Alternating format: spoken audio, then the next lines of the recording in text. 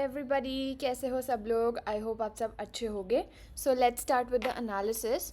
आज है 4 अगस्त मंडे। तो निफ्टी ने कैसा क्लोज दिया, क्या रहा निफ्टी का, let's see. Nifty and bank Nifty दोनों के बारे में बात करेंगे एंड सेकेंड उसके बाद हम जाएंगे कि F I S D I S की एक्टिविटी क्या है प्लस ओ आई का चेंज क्या रहा। तो लेट्स गो। सबसे पहले निफ्टी की डेली कैंडल देख लेते हैं कि कैसी बनी है। तो अगर आप आज निफ्टी को ऑब्जर्व कर रहे होगे तो काइंड ऑफ अच्छा था, काइंड ऑफ न्यूट्रल था। बट हाँ, ये वाला जो पैटर्न होता है, ये 2 कैंडल स्टिक पैटर्न होता है, तो it can result to be a bullish signal. ठीक है, ये वाला जो आपका पैटर्न होता है ना, एक बेरिश एंगल्फिंग कैंडल सबसे नीचे प्लस एक छोटी ग्रीन कैंडल जो कि उसकी बॉडी के अंदर ही फिट हो जाए। तो अगर यहाँ इसके ऊपर जाती है ना कैंडल, तो हम लॉन्ग की तरफ देख सकते हैं। तो सबसे पहले हम देखते हैं कि RSI क्या कह रहा है। तो जो आपका RSI है वो अभी एक, ये देखो, W टाइप बना रहा है। W बना के ये ऊपर जा सकता है। तो मतलब कि ये 40 के ऊपर है, तो हो सकता है कि 40 से सपोर्ट लेके हमारा दोबारा से ये 60 तक जाए।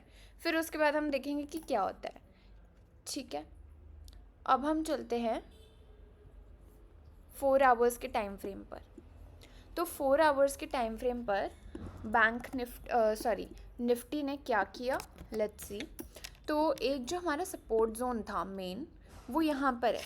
यहाँ पे फुल्ली एंगल्फिंग कैंडल थी, तो इसको हम इग्नोर नहीं कर सकते और हमने यहाँ पे बनाया और इसको हम कर देते ग्रीन कलर। क्यों ग्रीन कलर? क्योंकि ये हमारा सपोर्ट है ना।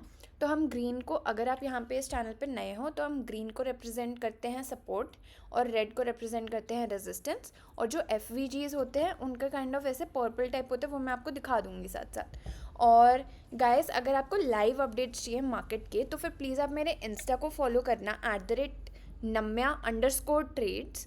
तो उसमें मैं मार्केट के लाइव अपडेट्स देती हूँ। ठीक है, तो अब हम चलते हैं ये पोस्ट मार्केट एनालिसिस के लिए और देखते हैं कि 4 आवर्स में क्या दिख रहा है। तो एज़ यू कैन सी, ये वाली जो हमारी ये डबल टॉप टाइप यहाँ पे बना था, ठीक है, इसके लिए हम एक रेजिस्टेंस असाइन करते हैं। क्योंकि हमेशा अगर यहाँ पे प्राइस आया तो एक बार के लिए तो स्कैल्पिंग के लिए रिजेक्ट करेगा ही। ठीक है, फिर उसके बाद नेक्स्ट रेजिस्टेंस जो हमारी है वो है ये। तो इसको भी हम कर देते हैं रेड कलर। और इसके ऊपर अभी हम चलते नहीं, क्योंकि 4 आवर्स है, तो फिर हम सीधा 1 आवर to 15 मिनट्स में देखेंगे कि क्या हो रहा है। ठीक है, तो यहाँ पे अभी जो लग रहा है, ये अच्छा सा एक W पैटर्न बन रहा है।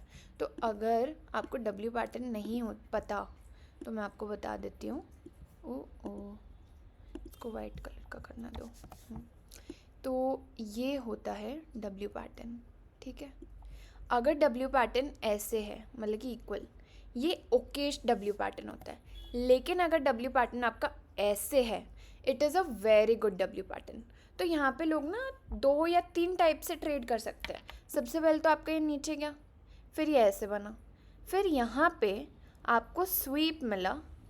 ठीक है, लेकिन कैंडल क्लोज इसके ऊपर ही हुई है, तो कुछ लोग यहीं पे लॉन्ग ले लेते हैं और उसको फिर यहाँ तक खेलते हैं, तो ये आपका TP1 हो जाता है। अब जो ब्रेकआउट ट्रेडर्स होते हैं, अगर ये आपकी ब्रेकआउट लाइन है, तो ये अगर इससे ऊपर जाता है, तो W पैटर्न का ये वाली जो लेंथ होती है ना, यही आपका टारगेट बन जाता है। तो ये हो गया हमारा टारगेट। ठीक है, तो ये हमारा TP2 हो जाता है। ऐसे लोग W पैटर्न को खेलते हैं। तो अभी हम यहाँ पे इसके साथ क्या कर सकते हैं वो मैं आपको बताती हूँ। तो ये देखो, अब जैसे हम चलते हैं एक बारी 1 आवर के टाइम फ्रेम पर। तो इधर कैंडल स्वीप तो नहीं हुई थी, इधर और ना ही हमारा कोई ऐसे डाइवर्जेंस था गाइस। ये देखो, ये यहाँ से यहाँ गया, प्राइस गया नीचे, और जो RSI था हमारा, RSI गया ऊपर, है ना। थोड़ा अनक्लियर है, बट हाँ, काइंड ऑफ समझ में आ रहा है कि एक बुलिश डाइवर्जेंस फॉर्म हो रही थी, तभी हमें आज का पॉजिटिव प्राइस एक्शन दिखा है। ठीक है, फिर उसके बाद तो इसके अकॉर्डिंग, W पैटर्न के अकॉर्डिंग हमारा जो टारगेट होता है वो ये वाली रेजिस्टेंस आ जाती है। तो अब हम देखते हैं कि ये हो पाएगा नहीं हो पाएगा। Let's see in the smaller time frame. ओहो हाँ, तो छोटे टाइम फ्रेम में एक बारी 15 मिनट्स में चलते हैं और 15 मिनट्स में देखते हैं कि सिर्फ आज का प्राइस एक्शन कैसा रहा।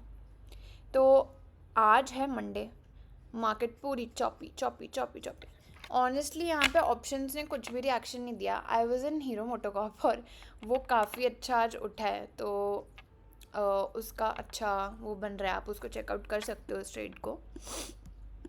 ठीक है, तो निफ्टी में ऐसा सच आज कुछ भी नहीं हुआ, क्योंकि अगर ये दिखा भी है ना कि ये ऐसे चॉपी चॉपी करके उठा है, बट आपके ऑप्शंस कोई भी ट्रेड नहीं देते इसमें।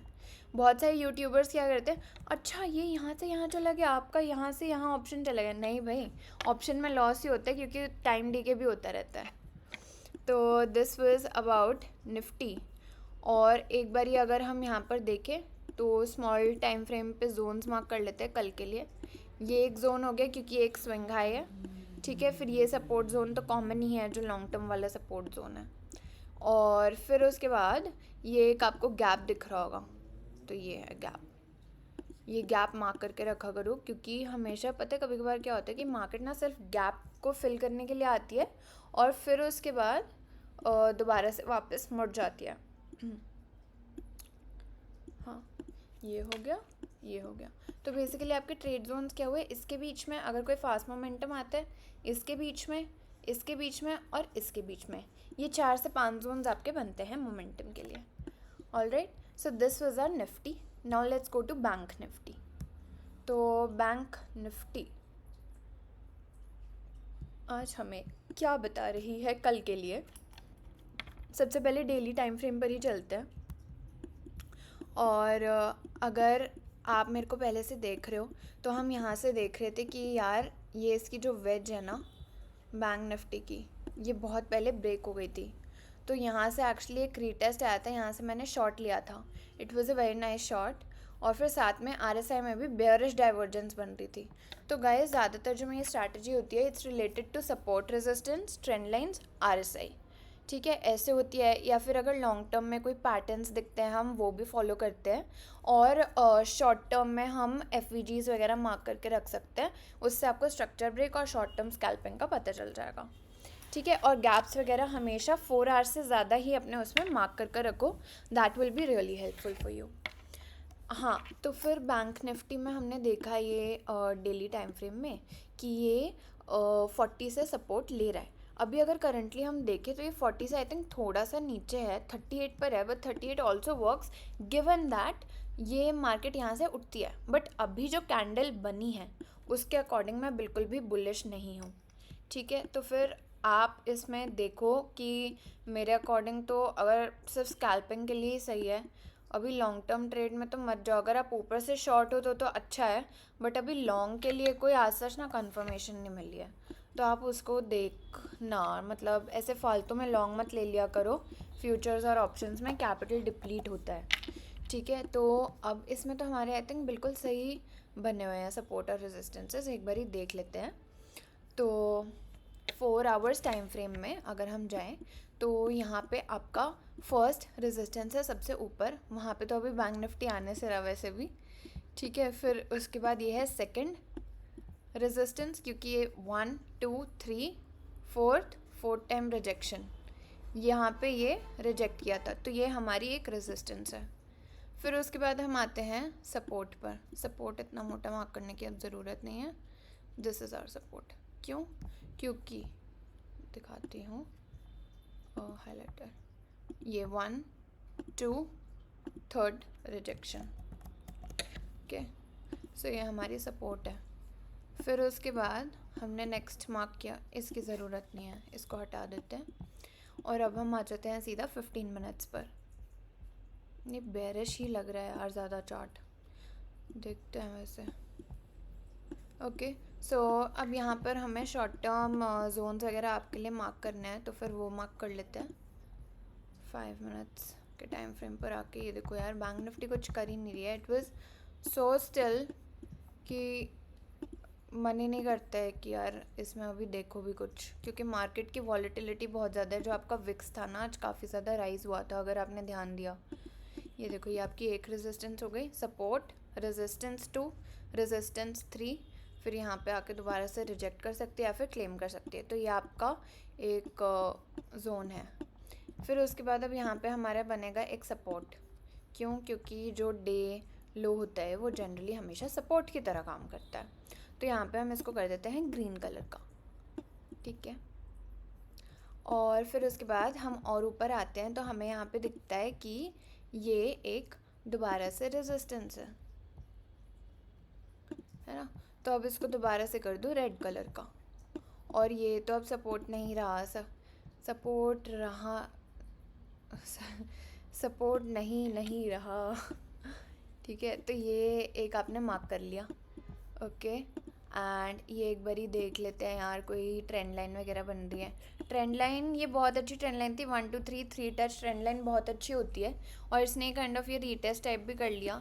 बट ये ना प्राइस एक्चुअली एक्यूमुलेशन में चला गया है। तो एक्यूमुलेशन में क्या होता है बेसिकली कि ये देखो, ये अगर है, ठीक है, अगर प्राइस ऐसे ऐसे चल रहा है, फिर उसके बाद एक बॉक्स में अगर प्राइस को आप फिट कर सकते हो, मतलब कि ऐसे ऐसे, तो वो ऊपर भी जा सकता है फिर ब्रेकआउट, और फिर ब्रेकआउट नीचे भी जा सकता है। तो वो, बट उसके लिए ना हमें वेट करना पड़ेगा कि प्राइस हमारा कहाँ जा रहा है, ठीक है। This is accumulation. क्यों? क्योंकि हम इसको एक बॉक्स में फिट कर पा रहे हैं प्राइस को। तो ये हो गया हमारा निफ्टी और बैंक निफ्टी का एनालिसिस। अब हम एक बार आ जाते हैं FIIs और DIIs। सो लगातार देखो 22 जुलाई से ये हमें दिखा रहा है कि जो FIIs हैं वो सेलिंग ही करी जा रहे हैं। एक भी बार ऐसा नहीं हुआ है कि उन्होंने बाइंग की है, और अगर बाइंग की भी है तो ये देखो, ये तो DIIs है बेचारे। DIIs हमारे डोमेस्टिक इंस्टीट्यूशंस वो बाय करी जा रहे हैं, और जो FIIs है वो उल्टा सेल करी जा रहे हैं, ठीक है। फिर आज देखो इंडिया विक्स 3.7% ऊपर था, तो इसलिए वॉलेटिलिटी दिख सकती थी, जबकि मार्केट में कुछ नहीं हुआ, ओके। अगर आपने ऑब्जर्व किया होगा तो फिर थोड़े से ना मोटर ऑटो स्टॉक्स बुलिश होने शुरू हुए हैं, तो हम उस पर ध्यान दे सकते हैं ज़रूर। मतलब इफ़ यू विश तो आप कमेंट करो कोई स्टॉक, तो फिर उसको मैं आपको चार्ट वगैरह करके दिखा सकती हूँ, ठीक है। एक मिनट। और ये था हमारा निफ्टी बैंक निफ्टी के बारे में और FIIs DIIs के बारे में। So that's it for today guys, see you all tomorrow, bye bye.